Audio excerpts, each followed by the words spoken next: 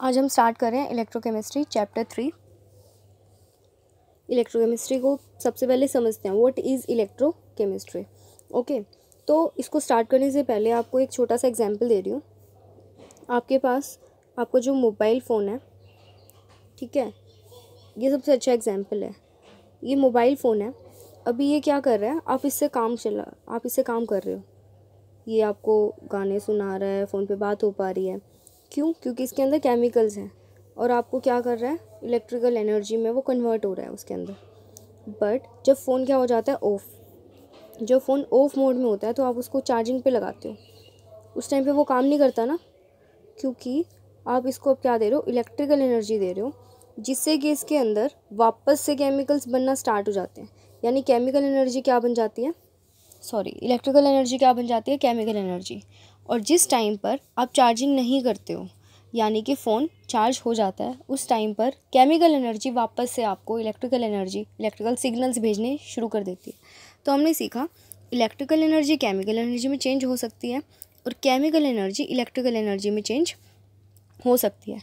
इस चैप्टर में हम यही पढ़ेंगे वो कैसे होता है, होता क्या है।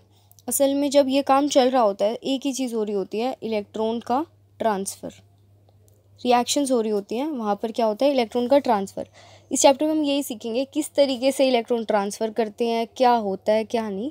तो ये है chapter electrochemistry, in which we study electrochemical changes, how electrical energy convert into chemical energy and how chemical energy convert into electrical energy. अब एक रिएक्शन नहीं हो रही होती है, जो रिएक्शन पॉसिबल नहीं है, वो रिएक्शन करवा सकते हैं इलेक्ट्रिकल एनर्जी देकर। तो इस चैप्टर में हम वही चीज़ें सीखेंगे, नॉन स्पॉन्टेनियस रिएक्शन को किस तरीके से स्पॉन्टेनियस बनाया जा सकता है इलेक्ट्रिकल एनर्जी देकर। ओके, चैप्टर का नाम ही है electrochemistry, that means we will study electrochemical changes. अब केमिस्ट्री की वो ब्रांच जहाँ पर इलेक्ट्रोकेमिकल चेंजेस को पढ़ा जाता है उसे बोलते हैं इलेक्ट्रोकेमिस्ट्री। और इलेक्ट्रोकेमिस्ट्री इलेक्ट्रोकेमिकल चेंजेस इन्वॉल्व करती है, जो कि क्या बताता है आपको किस तरीके से इलेक्ट्रॉन का ट्रांसफ़र हुआ। चैप्टर शुरू करने से पहले ये छोटी छोटी बातें आपको पढ़नी पड़ेगी। ऑक्सीडेशन रिडक्शन जो क्लास 11th में आपने पढ़ी थी। What is oxidation? For example, मेरे पास मैग्नीशियम है, मैग्नीशियम क्या करता है, उसके पास वैलेंस इलेक्ट्रॉन 2 है, वो इलेक्ट्रॉन ड्रॉप कर सकता है, छोड़ सकता है। तो ये क्या हो गया, लॉस ऑफ इलेक्ट्रॉन। Mg ने इलेक्ट्रॉन लॉस कर दिया, खुद क्या हो गया, Mg2+ बन गया, Mg मैग्नीशियम आयन बन गया। इस पर कितना चार्ज है अभी, oxidation state is 0, here oxidation state is +2। ये क्या हो गया, ऑक्सीडेशन। ठीक है, तो what is oxidation? Loss of electron या इंक्रीज ऑफ ऑक्सीडेशन स्टेट, इसे हम क्या बोलते हैं, oxidation. Next, what is reduction? कोई अगर इलेक्ट्रॉन वापस ले रहा है, जैसे मैग्नीशियम 2+ है, वो 2 इलेक्ट्रॉन लेके क्या बन जाए, Mg, तो इस पे +2 से हम कहाँ आ गए, 0 पे आ गए, तो इसे क्या बोलते हैं, रिडक्शन। गेन ऑफ इलेक्ट्रॉन बोलते हैं, इसे क्या बोलते हैं, रिडक्शन।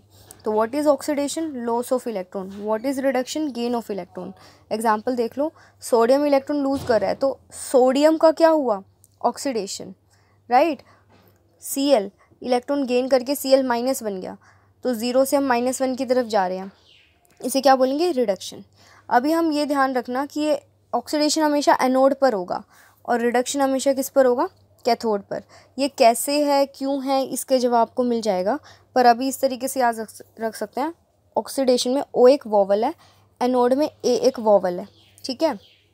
रिडक्शन में R कॉन्सोनेंट है और कैथोड पे C क्या है, कॉन्सोनेंट। तो इस तरीके से याद रख सकते हैं, ठीक। ओके, अब हम शुरू करते हैं। कभी केमिकल एनर्जी अगर इलेक्ट्रिकल एनर्जी में चेंज हो रही है, तो उस डिवाइस को, जहाँ ये हो रहा है, जहाँ पर ये चल रहा है, उस प्रोग्राम को, उस सिस्टम को हम क्या बोलते हैं, इलेक्ट्रोकेमिकल सेल। नाम का अपोजिट है, इलेक्ट्रो पहले लिखा है, केमिकल बाद में, पर केमिकल एनर्जी किस में बदल जाती है, इलेक्ट्रिकल एनर्जी में। What is electrochemical cell? A device which convert chemical energy into electrical energy। जैसा आपने 11th में भी पढ़ा था, इस तरीके से सेल होता है, ठीक है। गैल्वेनिक सेल, इसे गैल्वेनिक सेल बोलते हैं या फिर वोल्टेक सेल भी बोलते हैं, वोल्टेक सेल, ठीक है। तो अभी हमको ये पढ़ना है चैप्टर में कि क्या है दूसरा, जहाँ पर इलेक्ट्रिकल एनर्जी केमिकल एनर्जी में चेंज होती है उसे हम क्या बोलते हैं, इलेक्ट्रोलिटिक सेल। ये जब आगे आएगा हम थोड़ा डिस्कस करेंगे, अभी मैं सिर्फ ओवरव्यू दे रही हूँ। तो what is electrochemical cell, chemical energy electrical में चेंज हो रही है तो इलेक्ट्रोकेमिकल सेल बोलेंगे। जहाँ पर इलेक्ट्रिकल एनर्जी केमिकल एनर्जी में चेंज हो रही है वहाँ क्या बोलेंगे, इलेक्ट्रोलिटिक सेल। जैसे कि मैंने बताया था, जब फ़ोन चार्जिंग पर नहीं है, वो अपने आप यूज़ कर पा रहे हो उसे, तो वहाँ पर वो किसकी तरह बिहेव करेगा, इलेक्ट्रोकेमिकल सेल की तरह। और जब फ़ोन को चार्जिंग पे लगाया हुआ है वहाँ पर इलेक्ट्रिसिटी आपने दी जो कि इसको वापस नए केमिकल्स बनाने में मदद कर रही है, तो उसे क्या बोलेंगे, इलेक्ट्रोलिटिक सेल।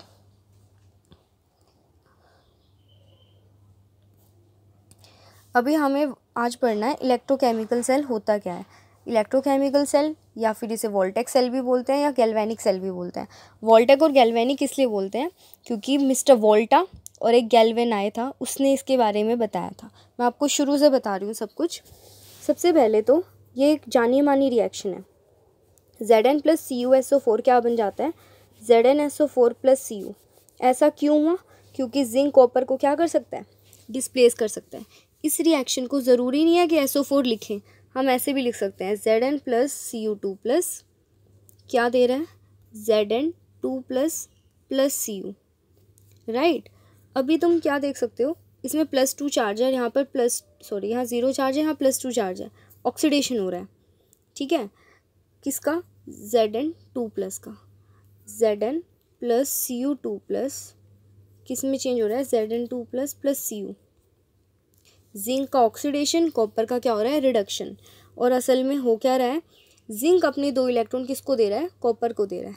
ये तो आप समझ गए। अब हमने एक कंटेनर के अंदर कॉपर सल्फेट ले लिया ब्लू कलर का। जानते हो ना कॉपर सल्फेट का कलर कैसा होता है, ब्लू कलर होता है, ब्लू कलर। अब हमने ब्लू कलर का कॉपर सल्फेट में क्या डाल दिया, जिंक डाल दिया, जिंक Zn, तो रिएक्शन हो जाएगी, ठीक है। और ये जो कंटेनर है ना, ये लिटिल वार्म हो गया, वार्म, हल्का सा गर्म। एक बंदा था डेनियल ने क्या देखा कि अगर हम ये काम अलग अलग कंटेनर, एक ही कंटेनर में कर रहे हैं तो केमिकल एनर्जी, एक रिएक्शन हीट एनर्जी में चेंज हो रही है, क्योंकि वो कंटेनर वार्म हो गया था। तो केमिकल एनर्जी किस में चेंज हो रही है, हीट एनर्जी में। तो उसने सोचा क्यों ना ये एक ही कंटेनर में कुछ इस तरीके का एडजस्टमेंट की जाए कि वहाँ पर हो क्या रहा है, इलेक्ट्रॉन का ट्रांसफ़र हो रहा है। जिंक अपने इलेक्ट्रॉन किसको दे रहा है, कॉपर 2 प्लस को। तो उसने सोचा कुछ ऐसा करते हैं कि ये हीट एनर्जी में ना बदले, इलेक्ट्रिकल एनर्जी में बदल जाए। इस रिएक्शन को अगर हम अलग अलग कंटेनर में करवाएं, एक वायर के थ्रू इलेक्ट्रॉन ट्रांसफ़र होंगे तो चेक करते हैं वायर में करंट इंड्यूस होगा कि नहीं। तो डेनियल ने वही किया था। और उसने क्या पाया कि जब उसने एक कंटेनर में दो कंटेनर एडजस्ट कर दिए थे इस तरीके से कि Zn और CuSO4 डायरेक्ट कांटेक्ट में नहीं थे, तो उसने क्या देखा, यहाँ एक वायर लगाई हुई थी, तो उस वायर में करंट इंड्यूस हो गया था। तो वहीं से फिर वोल्टा और गैल्वेन आए को आइडिया आया। तो अब देखते हैं हम कैसे क्या होता है। ओके, तो अब एक काम करते हैं, एक कंटेनर में ले लेते हैं हम ये पहला कंटेनर, ये दूसरा कंटेनर। पीछे मत देखिएगा, पहले यहाँ समझिए।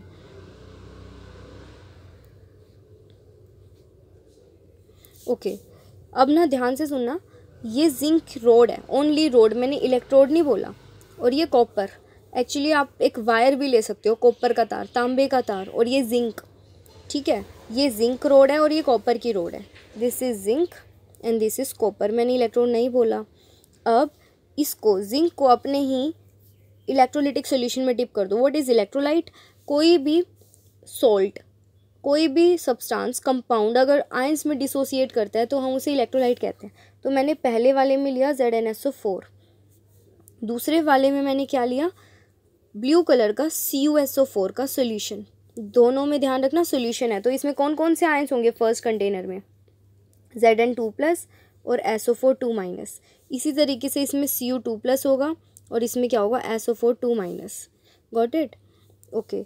अब मैं ये जो लिखा है मैंने रिमूव कर दिया है, ध्यान से सुनिएगा। अब इसमें जिंक रोड, इसमें कॉपर रोड, ZnSO4 का सोल्यूशन, CuSO4 का सोल्यूशन, ठीक है। इसमें Zn2 प्लस आयंस है, SO4 2 माइनस, और इसमें कॉपर 2 प्लस और SO4 2 माइनस। और मैंने यहाँ पे एक सिंपल वायर ले लिया और वोल्टमीटर से कनेक्ट कर दिया।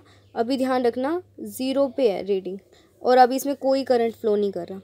अब जिंक और कॉपर पे कौन रिएक्टिव होता है? जिंक, उसकी टेंडेंसी इलेक्ट्रॉन लूज करने की ज़्यादा होती है कॉपर के सामने। तो जैसे ही जिंक को उसके सॉल्यूशन में डिप करेंगे और कॉपर से कनेक्ट कर देंगे तो वो अपने 2 इलेक्ट्रॉन क्या कर देगा? लूज़। इस तरीके से इस डायरेक्शन में 2 इलेक्ट्रॉन उसने क्या कर दिए? लूज़। और खुद Zn क्या बन गया? Zn2+ और 2 इलेक्ट्रॉन छोड़ दिए, राइट। और Zn2+ बन के वो सॉल्यूशन में आ गया। तो इस वाले कंटेनर में Zn2+ पहले से भी था, अब और ज़्यादा हो गया। तो पहले वाले इस वाले कंटेनर में Zn2+ की अमाउंट धीरे धीरे क्या होती जाएगी? बढ़ती जाएगी, ठीक है। तो पहले Zn रोड पर था जो कि सॉल्यूशन में आ गया Zn2+ बन के, गॉट इट। अब इस वाले कंटेनर में क्या होगा? जैसे ही इसमें 2 आयंस घूम रहे थे, Cu2+ और SO4 2- घूम रहे थे, जैसे ही वहाँ से इलेक्ट्रॉन नज़र आएंगे कॉपर को आते हुए, कॉपर फटाफट उस तरफ जाएगा, इन दोनों इलेक्ट्रॉन को लेके खुद क्या बन जाएगा? कॉपर बन जाएगा और इस रोड पे डिपॉजिट हो जाएगा। ये पतली सी तार ली थी वो धीरे धीरे थिक हो जाएगी, ओके। और ये वाली जो वायर है जिंक की, ये और भी थिन हो जाएगी क्योंकि Zn क्या बन चुका है? Zn2+, okay. अब पहले वाले कंटेनर में पहले से Zn2+ था और SO4 था, बट पहले वाले कंटेनर में Zn2+ बढ़ जाएंगे और सेकंड कंटेनर में Cu2+ कम हो जाएंगे। पहले इसमें Cu2+ था और SO4 2- था। अब क्या होगा? Cu तो उस तरफ चला गया है, तो सेकंड कंटेनर में SO4 2- इंक्रीज़ हो जाएंगे और फर्स्ट कंटेनर में Zn2+ इंक्रीज़ हो जाएंगे, राइट। तो अब प्रॉब्लम होगी क्योंकि ये जो जिंक की रोड है ये अपने इलेक्ट्रॉन छोड़ रही है।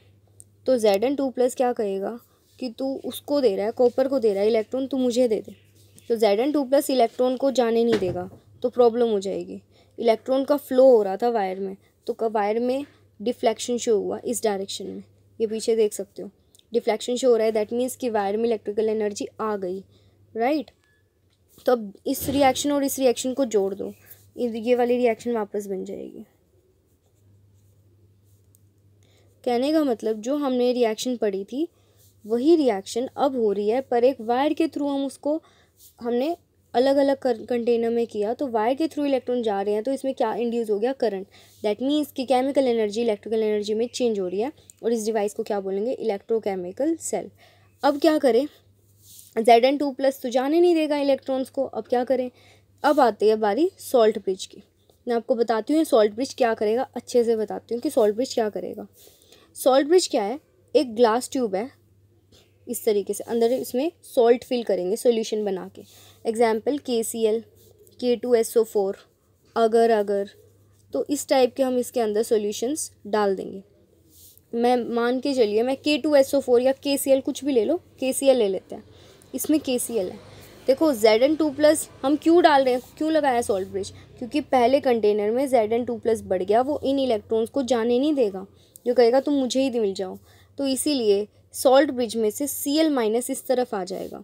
मैं अच्छे से बताती हूँ Cl क्या करेगा। Cl या मान लो K2SO4 है तो उसका एनायन वाला पार्ट, जैसे कि यहाँ दिखाया हुआ है SO4 2- आ रहा है, तो इस वाले कंटेनर में मान लो KCl था तो Cl यहाँ के बैठ जाएंगे इस ट्यूब के अंदर ही, वो नीचे सॉल्यूशन में नहीं जाएंगे।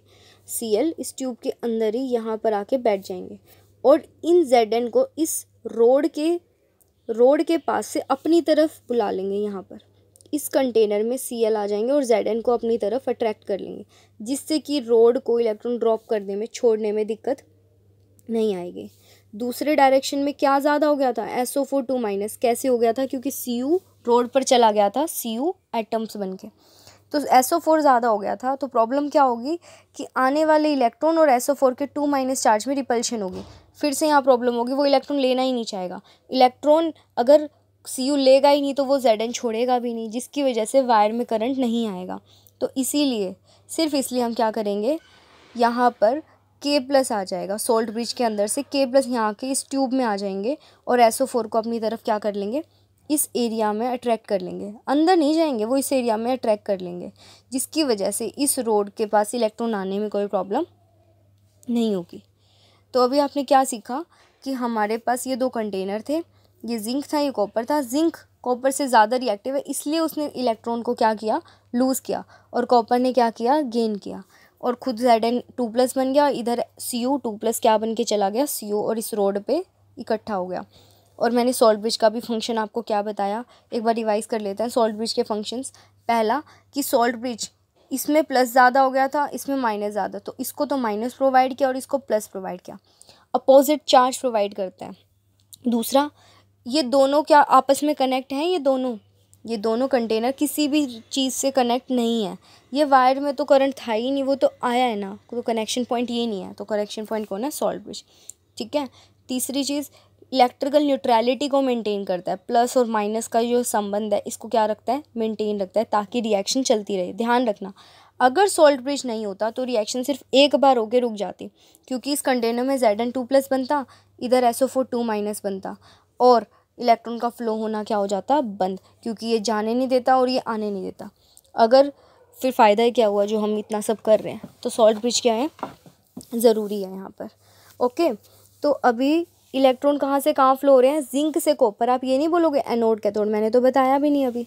तो जिंक से कॉपर की तरफ कौन जा रहे थे, इलेक्ट्रॉन्स। तो करंट कहाँ इंड्यूस होगा, copper to zinc. Zinc to copper क्या हो रहा है, इलेक्ट्रॉन का फ्लो, और कॉपर टू जिंक क्या हो रहा है, करंट का फ्लो, करंट। ये ध्यान रखिएगा। ओके, अब देखो इलेक्ट्रॉन यहाँ से जा रहे हैं, तो ऑब्वियसली ये कैसी रोड होगी, प्लस, क्योंकि इलेक्ट्रॉन को जाना है। तो ये वाली साइड माइनस है और ये वाली साइड क्या है, प्लस साइड है, राइट। तो एनो याद रखना, zinc is negatively charge and copper is positively charged, right. अब आगे बात करते हैं क्या कि ये एनोड क्यों है और ये कैथोड क्यों है। मैंने बताया इधर जिंक का क्या हो रहा है, ऑक्सीडेशन अभी बताया था कहाँ होता है, एनोड पर, तो इसीलिए इसका नाम क्या है, एनोड। ठीक है। अब ये कैसे कहेंगे कि ऑक्सीडेशन एनोड पर ही होता है, मैं अभी बता देती हूँ, पर पहले ये समझिए इसका क्या हो रहा है, रिडक्शन कहाँ होता है, मैंने बताया था ना RC, तो रिडक्शन होता है कैथोड पर। तो copper is cathode and zinc is anode, right. क्या बताया मैंने, कॉपर इज़ कैथोड एंड ये वाला एनोड है। और ये ध्यान रखना, एनोड इलेक्ट्रोकेमिकल सेल में नेगेटिवली चार्ज होती है और cathode is positively charged. Anode negatively charge and cathode is positively charge, ये आपको ध्यान रखना है, गलती नहीं होनी चाहिए। ओके, अब बात करते हैं, एक बार रिवाइज कर लेते हैं सबको। आप ये पढ़िए, when zinc electrode put in its electrolytic solution it loses 2 electron and undergo oxidation, और कहाँ पे होगा, एनोड पर, राइट। और आप ये भी पढ़ सकते हैं। उसके बाद ये सॉल्ट ब्रिज बताया था, it is U shaped inverted glass tube जिसमें सॉल्यूशन होते हैं K2SO4 KNO3 KCl या जेलेटिन, अगर इस टाइप के क्या होते हैं, सॉल्यूशंस होते हैं। इसको हम क्या बोलते हैं, इलेक्ट्रोकेमिकल सेल, क्योंकि यहाँ पर केमिकल एनर्जी क्या बना रही है, इलेक्ट्रिकल एनर्जी में क्या कर रही है, कन्वर्ट। चैप्टर के इसके बाद की वीडियोस में आपको बहुत सारा कंटेंट मिलेगा, काफ़ी ज़्यादा, जो यहाँ पे छूट गया है वो क्लियर हो जाएगा वहाँ पे। मैं बता रही थी इसे एनोड और इसे कैथोड क्यों बोलते हैं। अब बात करते हैं एक बार ज़रा दूसरे सेल की, एक होता है इलेक्ट्रोलिटिक सेल। प्लैटिनम की रोड्स हैं, यहाँ पे ना हम खुद से देते हैं इलेक्ट्रिसिटी, और जब इलेक्ट्रिसिटी देते हैं तो अब यहाँ पर मान लीजिए NaCl का लिक्विड फॉर्म है, तो Na जो कि कैटायन होता है, कैटायन, और Cl जो कि एक एनायन है, तो कैटायन से ये प्लस कहाँ जाता है, इस पर, Na उधर जाएगा, ठीक है। और यहाँ पर Na जाकर ये माइनस है, इसका मतलब यहाँ इलेक्ट्रॉन आ रहे हैं, उन इलेक्ट्रॉन को ले लेगा, तो Na इस रोड पर जाएगा, इलेक्ट्रॉन लेके Na बन जाएगा। ये हो क्या रहा है, Na प्लस इलेक्ट्रॉन लेके Na बन गया, +1 0 में जा रहा है, ये क्या हुआ, रिडक्शन। और कैटायंस उस तरफ गए, तो जहाँ कैटायंस जाते हैं उस रोड को हमने क्या नाम दे दिया, कैथोड। जहाँ कैटायंस जाते हैं उसे क्या नाम दे दिया, कैथोड। और हमने क्या देखा, यहाँ रिडक्शन हो रहा है, तो बस हमेशा कैथोड पर रिडक्शन होता है और एनोड पर क्या होता है, ऑक्सीडेशन। यहाँ पे भी एनोड और ये क्या है, कैथोड, ठीक है। ओके, तो अब ये सॉल्ट ब्रिज के फंक्शंस दोबारा देख लीजिए। ये क्या करता है, दो सेल्स को इंटरनली कनेक्ट कर रहा है, अपोजिट आयन, और इलेक्ट्रिकल न्यूट्रलिटी को क्या करता है, मेंटेन। और एक लाइन लिखी है, in absence of salt bridge no further reaction can takes place and there will be no current. ठीक है, इलेक्ट्रॉन का ट्रांसफ़र कहाँ से कहाँ हो रहा है, एनोड टू कैथोड, ऐसे नहीं लिखना है, ऐसे बोलना है जिंक टू कॉपर। और करंट का फ्लो कहाँ से कहाँ हो रहा है, copper to zinc. I think यहाँ तक आपको समझ आ गया होगा। अब बताती हूँ मैं आपको ये इलेक्ट्रोड पोटेंशियल क्या है, ध्यान रखिएगा। अभी अभी जो हमने पढ़ा कि कि ये जो कंटेनर है इसकी टेंडेंसी क्या थी, इलेक्ट्रॉन लूज़ करने की, और इधर में जो कंटेनर ये कॉपर था इसकी टेंडेंसी क्या थी, इलेक्ट्रॉन को गेन करने की। ये ऑक्सीडेशन कर रहा था, ये क्या कर रहा था, रिडक्शन कर रहा था, रिडक्शन। ये ऑक्सीडेशन कर रहा था और ये रिडक्शन कर रहा था। तो अब दोनों की टेंडेंसी अलग है ना, तो इसे क्या बोलते हैं, इलेक्ट्रोड पोटेंशियल। इलेक्ट्रोड कब बोलते हैं, जब कोई रोड अपने सॉल्यूशन में डिप हो जाए और किसी चीज़ से कनेक्ट हो जाए तो उसे क्या बोलते हैं, इलेक्ट्रोड। तो जो जिंक इलेक्ट्रोड है उसकी टेंडेंसी लूज़ करने की और कॉपर की गेन करने की है, इसी को बोलते हैं इलेक्ट्रोड पोटेंशियल। कि इलेक्ट्रोड की टेंडेंसी क्या है, लूज़ करने की है या गेन करने की है। तो it is defined as tendency of electrode to lose और गेन इलेक्ट्रॉन्स, जब उसको अपने इलेक्ट्रोलाइटिक सोल्यूशन में डिप कर दिया गया है। दो हो सकते हैं, अभी बताया, कोई लूज़ करता है कोई गेन। तो जब कोई लूज़ कर रहा है इलेक्ट्रॉन तो बोलेंगे ऑक्सीडेशन पोटेंशियल, और कोई गेन कर रहा है तो क्या बोलेंगे, रिडक्शन पोटेंशियल। मैंने पहले ही बताया था, ऑक्सीडेशन मीन्स लूज़ और रिडक्शन मीन्स गेन। और ये ई सिंबल है इलेक्ट्रोड पोटेंशियल का। एनोड पे ऑक्सीडेशन होता है तो ए लगा दो, और रिडक्शन कैथोड पे होता है तो ई लगा दो। और जो ये कंटेनर है इसकी रोड अगर 1 मोलैरिटी के सॉल्यूशन में डिप है, अपने 298 केल्विन टेम्परेचर की प्रेजेंस में रखा हुआ है और 1 बार की प्रेशर में रखा हुआ है, तो इसकी एक फिक्स वैल्यू होगी इलेक्ट्रॉन को क्या करने की, लूज़ करने की या किसी की गेन करने की। पर अगर आप इसकी अमाउंट ये वैल्यू चेंज कर दो, 1 मोलैरिटी चेंज कर दो, तो इसकी टेंडेंसी क्या हो जाएगी, अलग। मैंने बताया था ना, 1 मोलर का सॉल्यूशन है तो इसमें 1 मोल्स होंगे जिंक आयन। पर अगर मैंने बताया था ना जिंक बढ़ गए थे इस कंटेनर में थोड़ी देर के बाद, तो इसकी टेंडेंसी लूज़ करने की क्या हो गई थी, कम हो गई थी ना, जिसकी वजह से हमें सॉल्ट ब्रिज लगाना पड़ा। तो बस यही है कि आपके पास अगर 1 मोलैरिटी का सॉल्यूशन है तो इसकी लूज़ करने की एक वैल्यू फिक्स होगी, जैसे 2 point something, 3 point something. But अलग अलग अगर आयंस कम ज़्यादा हो जाए तो टेंडेंसी क्या हो जाती है, चेंज। तो सिर्फ और सिर्फ 1 मोलर के सॉल्यूशन में और 1 बार प्रेशर और 298 केल्विन टेम्परेचर पर जो टेंडेंसी होगी लूज़ या गेन करने की, तो उसे क्या बोलते हैं, स्टैंडर्ड इलेक्ट्रोड पोटेंशियल। और नोट लगा देते हैं, ये नोट, तब तो क्या बोलते हैं, स्टैंडर्ड। और किसी दूसरी कंडीशंस में सीधा बोलते हैं इलेक्ट्रोड पोटेंशियल। मैं फिर रिपीट कर रही हूँ, सिर्फ और सिर्फ स्टैंडर्ड कंडीशंस की जो बात है तो उसे क्या बोलते हैं, स्टैंडर्ड इलेक्ट्रोड पोटेंशियल। अब मैं आपको ये बताती हूँ, जिंक किस में चेंज हो रहा था, Zn2+। इसे हम लिखते कैसे हैं, इसको ऐसे भी लिख सकते हैं, Zn/Zn2+। इसका मतलब ये है कि जिंक इलेक्ट्रॉन छोड़ के Zn2+ बन गया, तो इसे ऑक्सीडेशन बोलते हैं। पर अगर कहीं पर मैं उल्टा लिखूं, Zn2+, 2 इलेक्ट्रॉन लेके जिंक बन रहा है, तो इसे ऐसे लिखा जाएगा, Zn2+ से जिंक बन, ये क्या हो गया, रिडक्शन। ये क्या है, ऑक्सीडेशन, और ये क्या है, रिडक्शन। तो कहीं पर इस तरीके से लिखा है तो ये क्या डिनोट कर रहा है, ई किसको डिनोट करता है, इलेक्ट्रोड पोटेंशियल। तो Zn क्या बन गया, Zn2+, ऑक्सीडेशन पोटेंशियल है ये। और कहीं पे इस तरीके से लिखा मिल जाए आपको तो ये क्या है, रिडक्शन पोटेंशियल। इसे क्या बोलेंगे, रिडक्शन पोटेंशियल। ध्यान रखना पोटेंशियल की यूनिट क्या होगी, वोल्ट। जैसे 1 वोल्ट, 2 वोल्ट, से क्योंकि मिस्टर वोल्ट ने ये दिया था, एक आदमी का नाम है वोल्ट, सर नेम है, ठीक है। तो ये जो चीज़ है ये आपको क्या बता रही है, ऑक्सीडेशन पोटेंशियल, और ये क्या है, रिडक्शन पोटेंशियल। हमारे पास एक बुक में एक सीरीज़ होती है, रिएक्टिविटी सीरीज़ जिसे बोलते हैं। ध्यान रखना, नेक्स्ट वीडियो में इसके बारे में डिटेल्स हैं, पर इसे क्या बोलते हैं, रिडक्शन पोटेंशियल की टेबल है ये, सिर्फ रिडक्शन पोटेंशियल, नो ऑक्सीडेशन। अब वो बताया गया है नेक्स्ट वीडियो में कि क्यों किया हमने ऐसा, सिर्फ रिडक्शन क्यों लिया या ऑक्सीडेशन, वो नेक्स्ट वीडियो में। तो आपको ये समझना है, मान लो किसी का रिडक्शन पोटेंशियल 2.3 है और किसी का -2.3 है, तो जिसका 2.3 है ना, इसका मतलब वो इलेक्ट्रॉन क्या करेगा, गेन करना चाहेगा। और जिसकी वैल्यू कम है इसका मतलब वो क्या करना चाहेगा, इलेक्ट्रॉन गेन कम करना चाहेगा या नहीं करना चाहेगा, क्योंकि वैल्यू क्या है, बहुत छोटी। तो अगर वो गेन नहीं करना चाहेगा तो क्या करेगा, लूज़। अपने आप समझिएगा, ओके। ये वाला सब कुछ, ये सारी चीज़ें मैं नेक्स्ट वीडियो में बताऊंगी ये क्या है। अभी बस इतना समझ लो, ये रिडक्शन पोटेंशियल क्या होता है। मैं फिर रिपीट कर रही हूँ, what is reduction potential, electron को गेन करने की टेंडेंसी। ये ए है, ये बी है, ये सी है, इसकी वैल्यू 2.3 है, इसकी 0 है, इसकी -1.9 है। मैंने बोला इनमें से कौन है जो अच्छे से इलेक्ट्रॉन लेना चाहता है, ए, उसके बाद बी और सबसे कम सी। और मैंने कहा कौन अच्छा है जो लूज़ करना चाहता है, तो सी लूज़ करेगा, उसके बाद ये लूज़ करेगा, उसके बाद ये। तो ये आपको पता होना चाहिए, आपके पूरे चैप्टर में ये काम आएगा, ठीक है। ये हम बाद में पढ़ेंगे। तो यहाँ तक आपको पढ़ना था। अभी नेक्स्ट वीडियो में इसके आगे की सारी डिटेल्स हैं, तो आप वहाँ से पढ़िएगा। ओके।